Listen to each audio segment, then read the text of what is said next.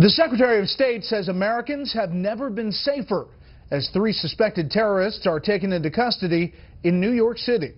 This is Special Report.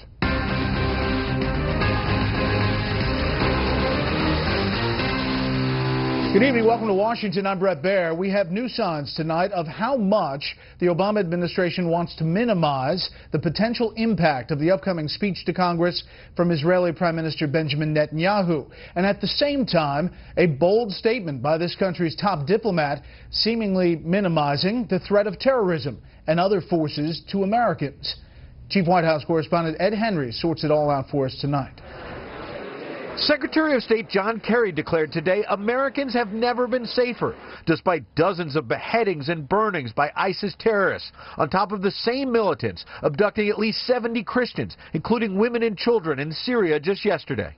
Despite ISIL, despite the visible killings that you see and how horrific they are, we are actually living in a period of less daily threat to Americans and to people in the world than normally, less deaths, less violent deaths today. Kerry made that claim the same day the Justice Department arrested 3 men who were planning to commit acts of terror around New York City if they could not travel abroad to join forces with ISIS. The complaint alleges one of the terrorists offered to kill President Obama if ISIS ordered him to do so, while another planned to shoot police officers and FBI agents if they blocked him from joining ISIS in Syria. If they were not able to go, that they would seek to acquire weapons here, handguns, machine gun. That came as Republicans charged with crises from the Russian invasion of Ukraine to the spread of ISIS across the Middle East. The president lacks a coherent national security strategy. It's a matter of a failed, feckless foreign policy that began in 2009, and the chickens are coming home to roost. Also on the radar today, Iran's Revolutionary Guards blew up a replica of a U.S. military ship as part of war games in the Strait of Hormuz. Israeli Prime Minister Benjamin Netanyahu speaking to Congress next week to warn about the dangers of a weak nuclear deal with Iran was hit with new barbs from 2 of the president's top advisors. By virtue of the invitation that was issued by the Speaker and the acceptance of it by Prime Minister Netanyahu on 2 weeks in advance of his election, is that on both sides there has now been injected a degree of partisanship, which is not only unfortunate, I think it's destructive of the fabric of the relationship. The Prime Minister, as you recall, was profoundly forward-leaning and outspoken about the importance of invading Iraq under George W. Bush, and we all know what happened with that decision. Today, Netanyahu insisted again he will not back down. I respect the President of the United States, but in such a fateful matter that can determine if we exist or not, it is my duty to do everything to prevent this great danger to the state of Israel. Meanwhile, retired General John Allen, the president's key envoy in dealing with ISIS, testified to Congress today that the terror group's advances are being blunted. Brett? Ed Henry live on the North Lawn. Ed, thank you. We're a little more than 48 hours away from a possible shutdown of some elements of the Homeland Security Department. The real issue, however, in dispute is not terrorism, but immigration. Chief Congressional Correspondent Mike Emanuel tells us where we are tonight. On this, the yeas are 98, the nays are 2. Facing a Friday night deadline to fund Homeland Security, the Senate voted to move forward with only 2 conservative defections after the majority leader noted time is of the essence. I will offer a clean substitute and work to expedite consideration of the bill as amended to get it back over to the House this week. As lawmakers address both funding Homeland Security and defunding President Obama's executive orders from November, the president is going on offense. And his Democratic allies on immigration offered this preview of his town hall appearance tonight in Miami on Telemundo. There really is nothing the Republicans can do or say to make the Department of Homeland Security or the president deport someone in a world of finite resources if it is not in the national interest of the country to do so. Yet despite that stick in the eye to the GOP, a former Republican Homeland Security Secretary urging funding didn't stay on the administration's script. The president has gravely overstepped his constitutional authority. The Republican Party has every right to challenge that. But I don't think we right that wrong on the backs of the patriots that go to work every day to provide safety and security at the Department of Homeland Security. While Harry Reid is no longer the majority leader in the Senate, he has sounded focused on trying to take over the House. If the House of Representatives, led by Speaker Boehner, is interested in doing a funding measure for the Department of Homeland Security, it has to be one that has no tricks, no riders. Meanwhile, federal district judge Andrew Hanen says a group of 26 states suing to stop the president's unilateral action has until Tuesday to respond to the government's request that he lift his temporary hold on the immigration plan moving forward.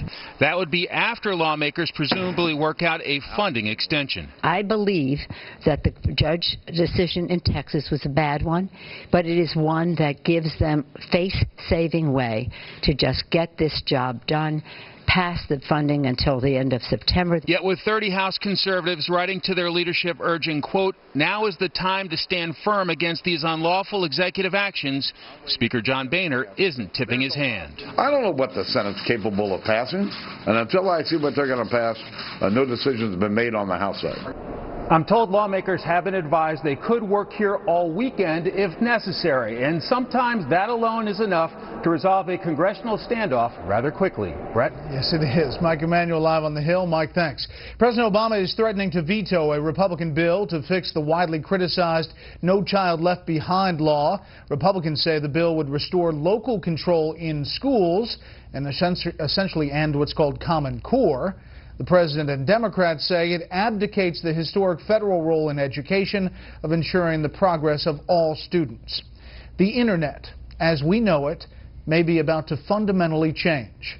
While there are many people who say not for the better, the politics of this change are playing out this week here in Washington, with the administration, left-leaning FCC members, and top Democrats in a full-court press to get it all completed.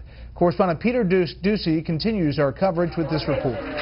The government regulates your health care, your roadways, and your airways. Up until now, the internet has operated without much interference, but that's about to change, because tomorrow the FCC will likely vote to slap 332 pages of new rules on the World Wide Web.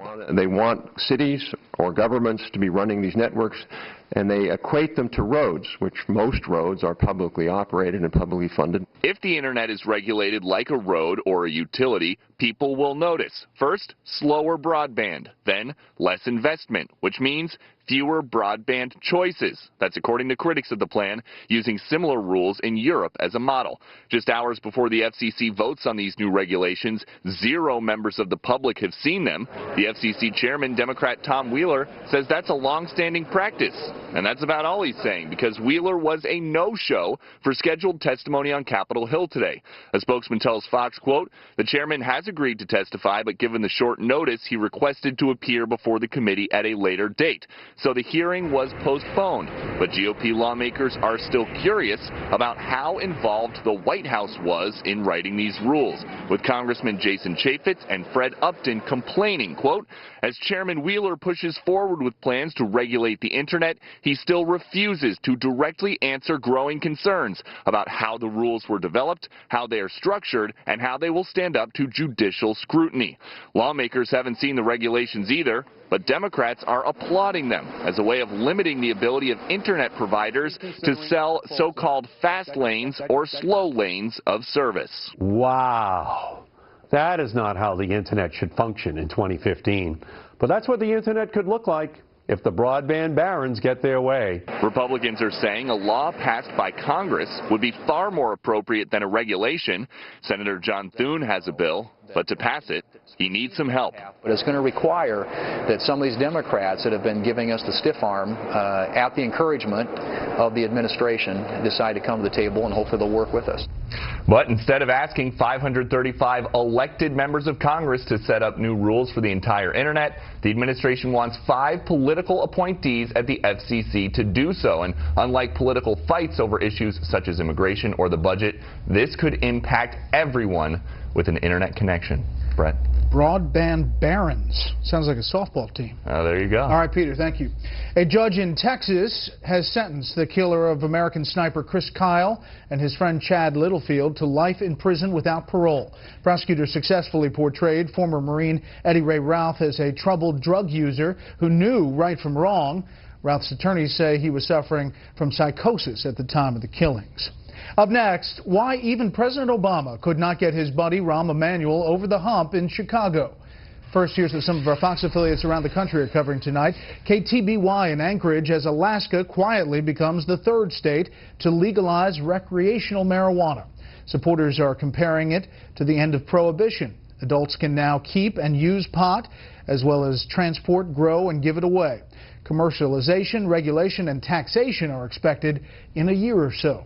Fox 29 in Philadelphia with some amazing dash cam footage. Look at this. Investigators say natural gas leaking from an underground main traveled into a New Jersey home, built up in the basement, and exploded when it came in contact with an open flame from an appliance in that house. 15 people were injured. And this is a live look at Phoenix from our affiliate Fox 10. The big story there tonight, the fate of convicted murderer Jodi Arias. Her sentencing trial went to the jury earlier today. She could get the death penalty or life in prison for killing her former boyfriend in 2008. That's tonight's live look outside the Beltway from Special Report. We'll be right back.